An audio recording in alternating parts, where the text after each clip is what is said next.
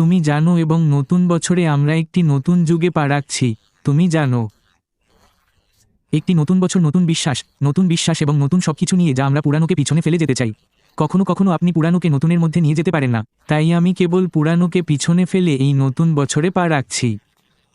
এই আমি বিশ্বাসের দ্বারা। আপনি জানেন, বিশ্বাসের দ্বারা, কারণ বাইবেলে যা বলা হয়েছে, বিশ্বাসের দ্বারাই আব্রাহাম চলে গিয়েছিলেন যেখান থেকে তিনি চলে যাচ্ছিলেন। আমি আমার জন্মভূমি থেকে বেরিয়ে এসে বিশ্বাসের সাথে বেরিয়ে এসেছি। জানো, কল্পনা করো ঈশ্বর তোমাকে ডাকছেন এবং বলছেন, তুমি যাও, তুমি শুধু আনুগত্য করো এবং যাও। তাই আমি বিশ্বাসের সাথে বেরিয়ে আসতে চাই। আমি তোমার সম্পর্কে জানি না, কিন্তু আমি বিশ্বাসের সাথে এতে পা রাখছি। মি অ্যাশ মোফারি যা দিতে চান তা দিয়ে। অ্যাশের সাথে বিজয়। আমরা সবকিছু জানি না। সত্য হলো আমরা কখনোই সবকিছু জানতে পারবো না, কিন্তু আমি কি তাকে বিশ্বাস করি? আমি বিশ্বাস করি যে আমি যেদিন এই কোম্পানিতে যোগদান করেছি সেই দিন থেকে এই লোকটির উপর আমার বিশ্বাস আছে, কারণ সে সেখানে আছে, আমি এখনও এখানে আছি।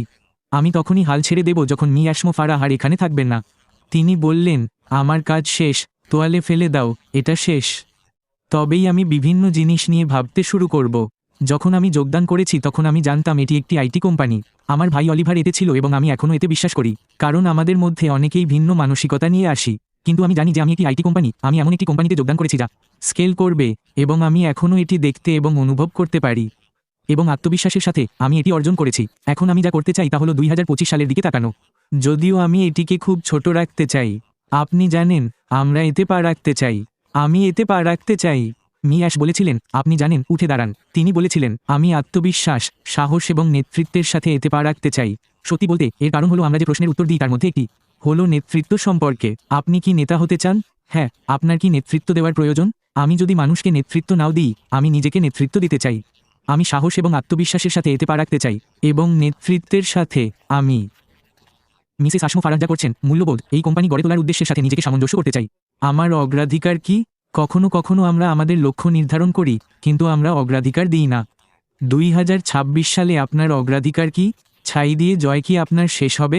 তাই আপনি আপনার অগ্রাধিকার নির্ধারণ করুন, এবং ছাই দিয়ে জয় আপনার শেষ হবে।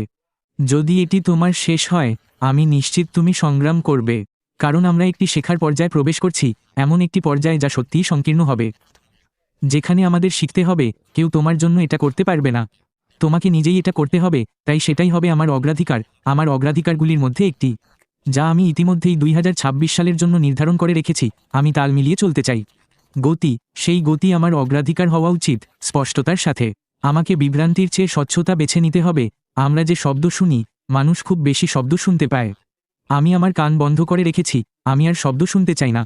আমি মি অ্যাশ মোফারার কাছ থেকে স্পষ্টতা শুনতে চাই। আমরা সবসময় অলিভারের সাথে এই বিষয়ে কথা বলি।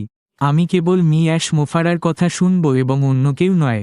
যারা মানুষের কথা শোনে, তোমরা শোনো। আমি সবসময় মানুষকে যে জিনিসগুলি বলি তার মধ্যে একটি হলো, তুমি ভিতরে এসো, তুমি এটা পছন্দ করো না, একটি ডিলিট বোতাম আছে, যাও এবং এটিতে ক্লিক করো। কি নো, কেন তুমি থাকতে চাও না তার কারণ দাও।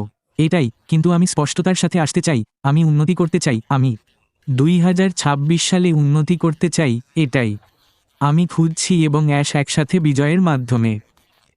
আমি জানি আমি করব, কারণ মি আশমো ফারাহ তার নীরবতা অনেক কিছু বলে। যখন তিনি চুপ থাকেন, তখনই তিনি খুব দ্রুত কাজ শুরু করেন, এবং আমরা 2026 সালের দিকে এগিয়ে যাওয়ার সাথে সাথে এটি দেখতে পাব।